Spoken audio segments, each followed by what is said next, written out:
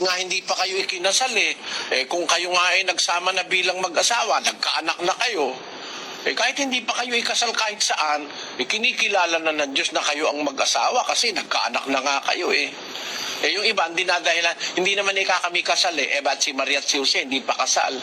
Pero tinatawag ng mag-asawa sa Biblia. Nagkasundo kayo magiging mag-asawa, nagligawan kayo, nangako kayo sa isa't isa na kayo ang magsasama. Matibay na yun kahit hindi pa ikinakasal ng tao. Kahit hindi pa ikinakasal sa relihiyon ng mga tao. Basahin natin ang Galacia 3:15. Mga kapatid, nagsasalita ako ayon sa kaugalian ng mga tao. Bagamat ang pakikipagtipan ay gawa lamang ng tao, gayon may pagka-pinagtibay, sino man ay hindi makapagpapawalang kabuluhan o makapagdaragdag man. Pagka ang pakikipagtipan, kahit gawa lang ito ng tao, hindi kasama ang Diyos. It is between a man and another man. Pagka napagtibay na, ratified na, hindi na pwedeng baguhin at hindi na pwedeng pawalang kabuluhan. Kaya pagka nakipagtipan ka na, binding na yon, may kapangyarihan na yon, may bisa na yon.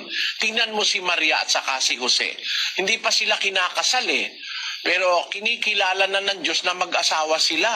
Basahin natin ang 1:18 ng Mateo.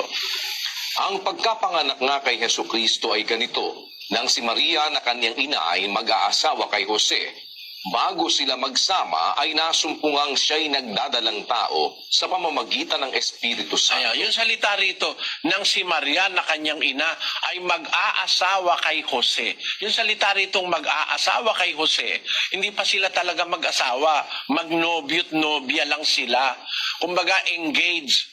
Sa ibang Biblia, doon sa Grego, sa Kastila, sa Portuges, sa Ingles, ang sinasabi doon, magnobya pa lang sila, magnobyo't magnobya. Pero bago sila magsama, nasumpungan ni Jose, buntis si Maria. Ano ngayon ang binalak ni Jose? Tuloy natin ang 19. At si Jose, na kaniyang asawa, palibhasa'y lalaking matuwid, at ayaw na ihayag sa madla ang kaniyang kapurihan, ay nagpasyang hiwalayan siya ng lihim.